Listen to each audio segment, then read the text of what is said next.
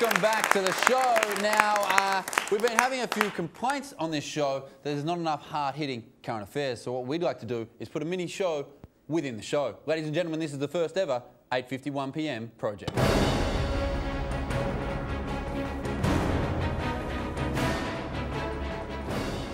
My name's Thomas Latali. First up in the 8:51 PM project, scientists have discovered what they believe to be evidence of the first gay caveman. Archaeologists came to this conclusion when they realised that most cavemen were buried with weapons, whilst this one was found buried with cookware. Yeah, Tommy, it's amazing how your legacy thousands of years in the future can be dictated by what you have on you when you die. That's why I always carry around this plaque of how many women I've slept with.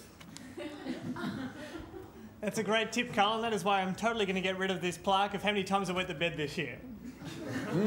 Interesting stuff. In other news, a YouTube video has been circulating recently of a police officer using pepper spray on a baby squirrel. It sparked outrage in Texas. Right now, we have that officer joining us to shed some light on the situation. How are you, sir, first of all? Now, Tommy, look, let me just start out by saying it's easy with 20/20 hindsight to say that you can see what's wrong, but when you're out there in the field, you know, it's just not that easy, you know what I'm saying? It's not that easy. I mean, sure, it's not that easy, but you knew it was a squirrel, right? A street squirrel, Tommy. It had crossed the park into the street, and when you got a squirrel coming at you, eyes ablaze. You just don't think, you react. Get in. Yeah, but I mean, it's a baby squirrel. I don't think it could have done anything to hurt you. Tommy, that's not true. What if it had a knife? Did it? Of course not, Tommy. It's a squirrel.